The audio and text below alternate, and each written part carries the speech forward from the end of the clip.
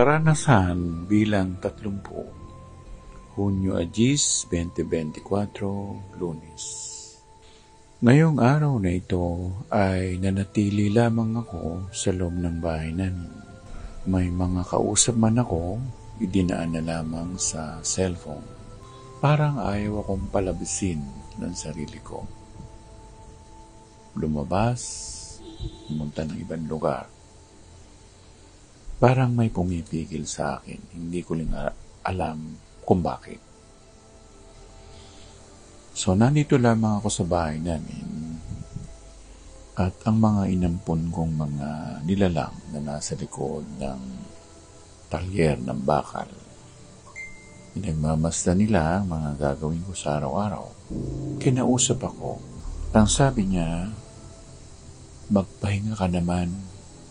Araw-araw ka nagtatrabaho. Hindi maganda yan. Dapat meron ka rin pahinga kahit isang beses, isang linggo. Para maibalik yung pagod o maibalik yung lakas sa katawan mo.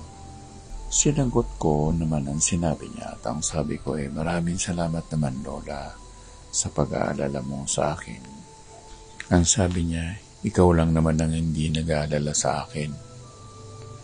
Ako si Lola, nagtampo pa.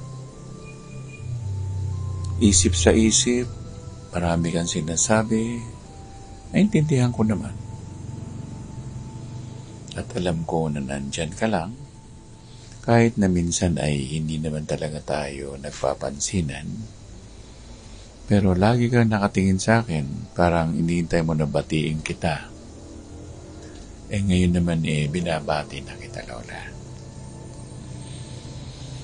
Kahapon nga po, dahil hindi ko makita yung daan, dahil nakasara yung kurtina ng bus, hindi ko natanaw ang bundok ng Arayat. Pero nag-usap pa rin kami sa isipan ni Lola Mariang Sinukuan.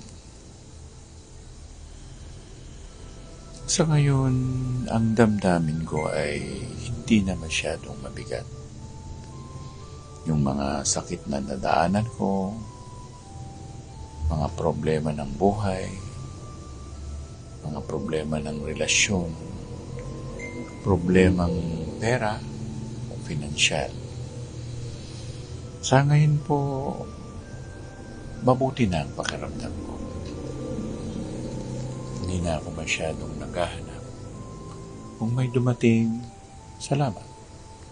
Kung wala, magpahinga. Abalang-abala ka, nakalimutan mo na yung pagkain mo sa iyong kaluluwa. Kaya nga, bumalik-bulit ako sa buhay ko na nagdadasal. At ngayon, dahil nakadistansya na ako sa mga tao, naiintindihan ko ang mga kalagayan ngayon ng mga buhay-buhay ng mga tao. Iba-iba lamang ang uri ng problema. Pero ganun din, may problema pa rin. Kaya nga, sa ngayon, sa ilang dekada na rin akong nanirahan sa mundong ito,